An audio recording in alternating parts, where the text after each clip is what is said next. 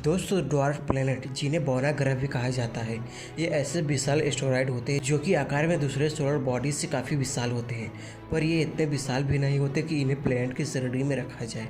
2006 में international astronomical union ने हमारे सौर मंडल के आखिरी छोर यानी कुइपर बेल्ट में मौजूद प्लूटो को एक ग्रह की श्रेणी से हटाकर ड्वार्फ प्लैनेट की श्रेणी में रख दिया, जिसके बाद हमारे सौर मंडल में ड्वार्फ प्लैनेट की कुल संख्या 5 हो गई। वहीं ड्वार्फ प्लैनेट सीरीज इनमें से सबसे छोटा और हमारे सौर मंडल के भीतरी छोर में मार्स और जुपिटर ग्रहों के बीच एस्टेरॉयड बेल्ट में मौजूद है।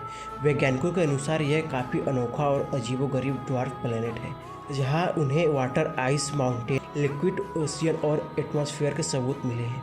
और इसी वजह से नासा ने पहली बार 2007 में एस्टेरॉयड बेल्ट और इस ड्वार्फ प्लैनेट का अध्ययन करने के लिए एक ऑर्बिटर मिशन भेजा, जिसे ड्वान मिशन नाम दिया गया। पर आखिर यह ड्वार्फ प्लैनेट इतना अजीबोगरीब और ख़ास क्यों है, और आखिर ड्वान मिशन ने इस ड्वार्फ प्लैनेट पर क्या खोजा, यह सब जानेंगे आज की इस वीडियो में। तो हेलो गाइज, मैं वनीश और आप देख रहे हैं space guider. So guys, without wasting time, let's start video. Discovery of Ceres की खोज की कहानी काफ़ी मज़ेदार है।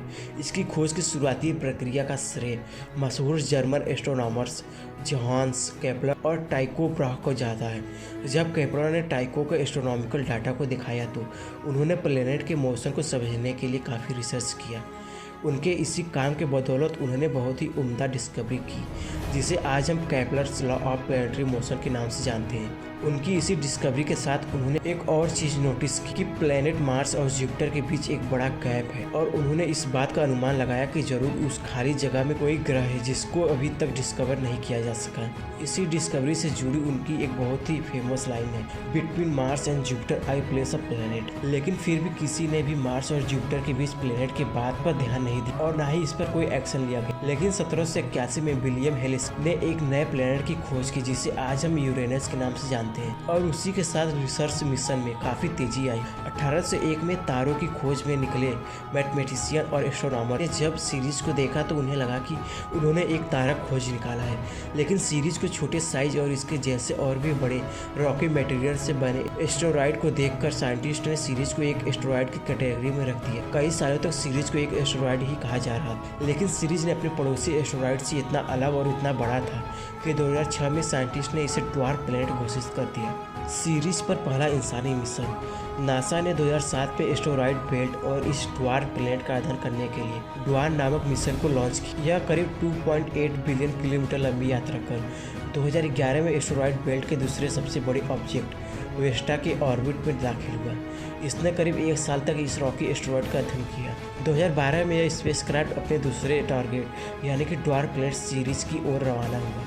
करीब 4.9 बिलियन किलोमीटर की लंबी यात्रा कर यह मिशन सन 2015 में सीरीज के ऑर्बिट में दाखिल हुआ। इसका प्राइमरी मिशन 2016 में पूरा हो गया। ड्वान मिशन द्वारा की गई खोजें, जिस दौरान इसने सीरीज की ग्लोबल शेप, डेंसिटी, मॉर्फोलॉजी, उससे मिलने वाले एलिमेंट, उनकी संरचना, उसकी ग्रेविटी और उसकी मिट्टी के बारे में कई अहम जानकारियाँ जुटाई।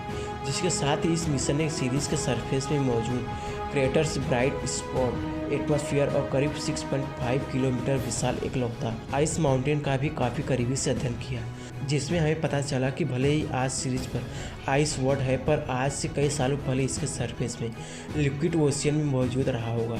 और वैज्ञानिकों का मानना है कि आज भी आइस सरफेस के नीचे लिक्विड वाटर में मौजूद सागर हो सकते हैं। क्या सीरीज पर जीवन मौजूद है? किसी भी ग्रह पर पानी का मिलना इस बात की उम्मीद जगाता है कि वहाँ पर जीवन की संभावनाएं भी हो सकती है। किसी भी ग्रह पर लाइफ की पॉसिबिलिटी को जानने के लिए साइंटिस्ट सबसे पहले वहाँ पानी का पता लगाते हैं। सीरीज भी हमारे सौरमंडल के उन जगहों में से एक है जहाँ वैज्ञानिक जीवन के संकेतों की खोज करना चाहते हैं। सीरीज के पास एक ऐसी चीज़ है जो बहुत ही सारे अन्य ग्रहों के पास नहीं है, और वह है वाटर। क्योंकि यहाँ पृथ्वी पर जीवन के लिए पानी बहुत ही ज़रूरी है। अगर वहाँ मौजूद लाइफ फॉर्म की बात करें तो सीरीज पर शायद बैक्टीरिया के समान बहुत ही छोटे माइक्रोबियम मौजूद हो सकता है।